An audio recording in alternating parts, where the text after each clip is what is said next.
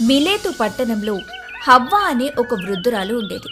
ఆమె కాలమంతా ప్రభువుపై ఆధారపడిన జీవి. ఆమెకు ఎవరూ లేనందున ఒక్కరే కష్టపడుతూ జీవనం సాగిస్తూ ఉండేది.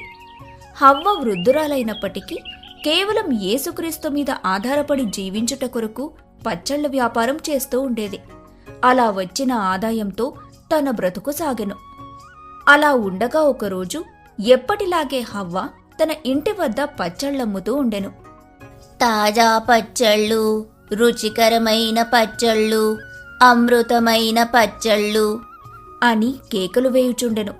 అటుగా వెళ్తున్న వారు ఎవరూ కూడా హవ్వ మాటలు పట్టించుకోలేదు. హవ్వ ముఖము నిండా దుఃఖముతో ప్రభువును ప్రార్థించెను. యేసయ్యా, నేను నీ మీద ఆధారపడిన జీవిని. నీవు నాకు మార్గము చూపెదవు. నా దుఃఖము సమస్తము నీకు తెలుసు. నా వ్యాపారంలో అభివృద్ధి లేదు. గత 2 దినముల నుంచి నేను ఏమీయును సంపాదించను లేదు. నీవు నాకు సహాయం చేయి. ఇక్కడున్న అన్నీ కూడా అమ్ముడు పోయేలాగా జీవించమని ప్రార్థన చేయుచున్నాను ప్రభువా అని హవ్వ యెహోవాకు మొరపెట్టినప్పుడు ఆ సమయంలో ఒక వ్యక్తి అక్కడికి వచ్చెను. అతడు ఆమెను చూసి కేకలు వేయుచుండెను. అప్పుడా వ్యక్తి, అమ్మా, నేను బాహుగా కేక వేయుచున్నాను. ఎవరు కూడా ఇంటి నుంచి బయటకు రావడం లేదు అని బిగ్గరగా కేక వేసిన పిమ్మట హవ్వ బయటకు వచ్చి అతనితో, క్షమించు నాయనా, నేను నా వ్యాపారం కొరకు ప్రభువుకి మొరపెడుతున్నాను. ఆయనకు మొరపెట్టుట వలన నీకు ఎలాగో ఉపయోగముండను? నేను చాలా సమయం నుంచి ఎదురు చూస్తూ ఉన్నాను. మీరు ఇప్పటికీ బయటకు వచ్చారు. చూడు నాయనా, ఇప్పటి వరకు నేను ఆయన మీద ఆధారపడి ఉన్నాను. ఆయనే సమస్తము తెలిసినవాడు. ఆయనకు ఏ కాలంలో ఎలా ఎవరిని అభివృద్ధి చేయదలిచెను ఆ సమస్తం ఆయన ఎరిగినవాడు. ఇందులో తప్పేమున్నది? ప్రతి జీవి ఆయన మీదే ఆధారపడి ఉన్నది కదా. నీవు ఇలాగ మాట్లాడటం నాకు నచ్చలేదు. ఆ మాటలకు ఆ వ్యక్తి క్రీస్తుగా మారి, హవ్వా, నీ నమ్మకము నిన్ను అభివృద్ధిపరిచెను. నీ వ్యాపారము బాహుగా అభివృద్ధిపరచుతును. 7 చేపలు 3 రొట్టెలు ఎలాగైతే అభివృద్ధిపరచబడినవో అలాగే పచ్చళ్ళ జాడీలు ఎప్పటికీ కూడా తరిగిపోవు. నీవు వాటిని అమ్మే కొద్దీ అభివృద్ధి చెందుతూనే ఉండెను అని దీవిస్తాడు. ఆ మాటలకు హవ్వ చాలా సంతోషపడుతూ, నీవు ఇచ్చటకు రావుట ఒకటి చాలు ప్రభువా. అభివృద్ధి సమయంలో ఆ అభివృద్ధి అదే జరుగుతుంది.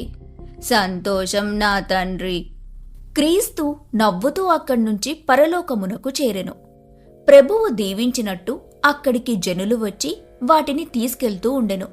దాని ద్వారా ఆమె డబ్బు సంపాదిస్తూ సంతోషంగా క్రీస్తుకి ప్రార్థన చేసెను. తండ్రి, ప్రభువా, నా ప్రార్థనను ఆలకించి నన్ను దుఃఖమునందు తొలగించి సంతోషము వైపు నెట్టితివి తండ్రి. నిన్ను నమ్మిన వారికి సుఖమే కాని కష్టం లేదని చాటి చెప్పితివి. సంతోషంగా ఆమె ఆనందాన్ని ప్రభువుకు వ్యక్తపరిచెను. హవ్వ ప్రార్థన చేయుచున్నప్పుడు అక్కడికి సాతాను వచ్చెను. హవ్వా, నీ ఇంతటి ఆనందాన్ని చూసి నేను ఓర్వలేక ఉండుచుంటుని. ఇలాగైనా నిన్ను దుఃఖంలోకి నెట్టిదను అంటూ సాతాను హవ్వకు అనారోగ్యాన్ని కలిగించెను. మరుదినం నుండి హవ్వకు ఆరోగ్యం విషమించటం మొదలాయెను. వ్యాపారం చెయ్యలేని స్థితిలో ఉండెను హవ్వ. హవ్వ ఉన్న చోట మోకరించి ప్రభువును ప్రార్థించటం మొదలుపెట్టెను. నా తండ్రి, ప్రభువా, నేను ఈ దుఃఖాన్ని సేవించలేకపోవుచున్నాను.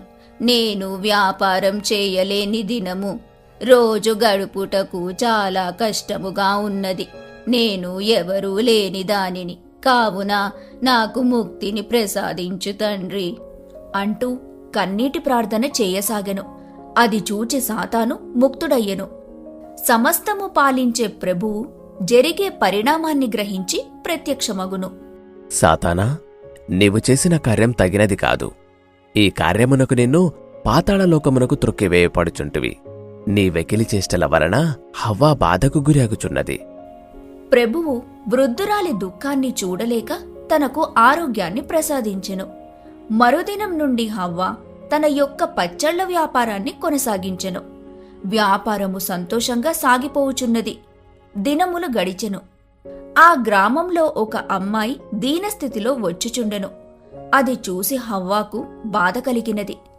దాంతో ఆ అమ్మాయి దగ్గరికి వెళ్ళి, ఎవరమ్మా నువ్వు ఇలా వచ్చుచున్నావు?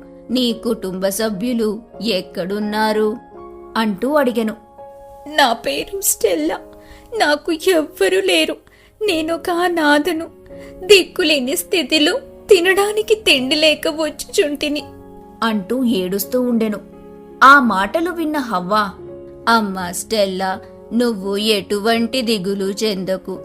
నీకు నేను అండగా ఉండెదను. నేను నా నివాసంలో ఒక్కదాన్నే ఉంటిని.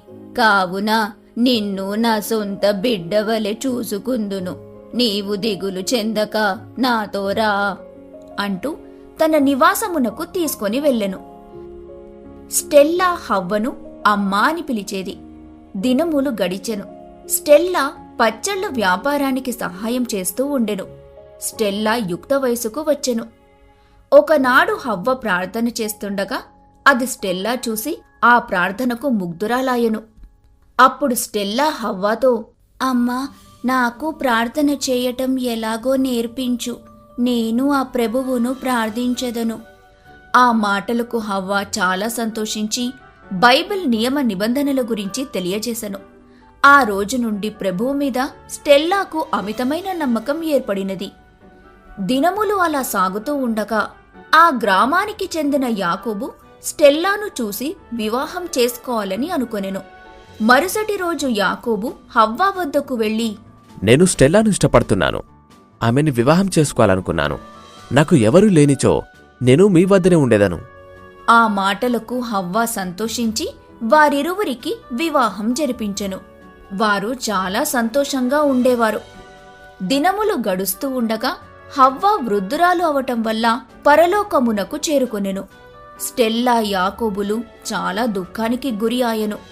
ఆ విధంగా జరిగిన తర్వాత వ్యాపారం గురించి ఇరువురూ కూడా పట్టించుకోవటం మానిరి.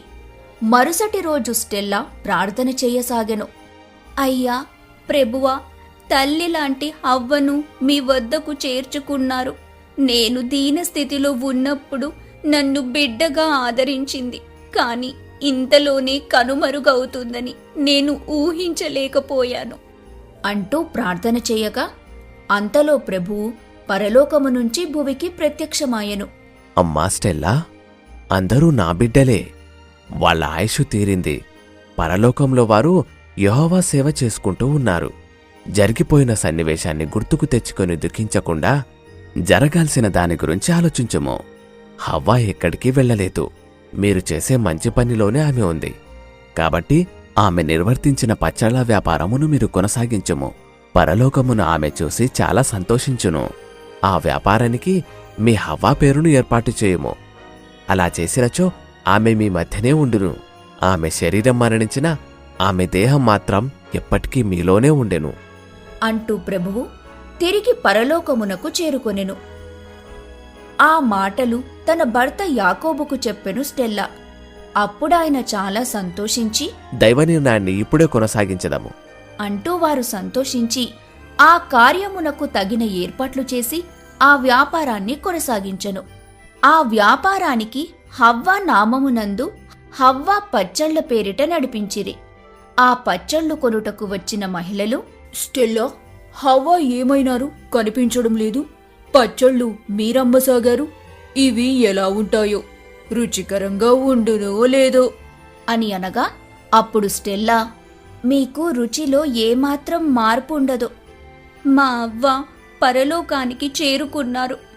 మా హవ్వ ఉన్నప్పుడు తనకి పనిలో సహాయం చేస్తూ నేను పచ్చళ్ళు ఎలా ఏర్పాటు చేయాలో నేర్చుకున్నాను అంటూ పచ్చళ్ళు అమ్మసాగెను. దినములు గడువగా ఆ ఇరువురు సంతోషంగా జీవనం సాగించెను. వారి సంతోషకరమైన జీవనంలో కుమారుడు జన్మించెను. స్టెల్లా యాకోబు ఇరువురు ప్రభు సేవకులు అయినందువల్ల తమ కుమారుడిని ప్రభువు సేవకుణ్ణి చేయాలనుకుంటిరి. దినములు గడువగా తన పేరు పేతురుగా నామకరణం చేసెను. వారు అనుకున్న విధముగాని దేవుని పట్ల విశ్వాసముగా ఉండెను. తాను యుక్త వయసువాడు ఆయను. పేతురు దేవుని యొక్క సేవలో నిమగ్నమై పాస్టరుగా విధులు నిర్వహించడం ప్రారంభించెను. పేతురు సేవలు చూసి తన తల్లిదండ్రులు చాలా సంతోషించేవారు. అప్పుడు యాకోబు స్టెల్లాతో ఇలా చెప్పుకొనెను. మన కుమారుడు మనమనుకున్న విధంగానే దేవుని సేవ చేయుచున్నాడు. ఆ దేవుని కృప వలన మన కుటుంబం చాలా సంతోషంగా ఉంది. మన కుమారుడికి తగిన అమ్మాయిని చూసి వివాహము జరిపించెదము. సరేనండి. పేతురు ప్రభువు మందిరం నుంచి నివాసానికి చేరుకోగానే అడుగుదాము. ఆ రోజు సంధ్యాసమయం నందు దేవుని సేవ చేసి యాకోబు నివాసమునకు చేరెను. తన తల్లి స్టెల్లా కుమారుడి పేతురుని పిలిచి, పేతురు, నీకు వివాహం జరిపించాలనుకుంటున్నాం. నీ అభిప్రాయం చెప్పుము. మనకు తెలిసిన బంధువులమ్మాయి ఉంది. మాట్లాడి ఘనంగా వివాహం జరిగేందుకు ఏర్పాటు చేస్తాం. మీరు ఇరువురూ కలిసి దేవుని సేవ చేసుకుందురు. అమ్మా, నన్ను క్షమించండి. నాకు వివాహం చేసుకోవాలని ఆలోచన లేదు.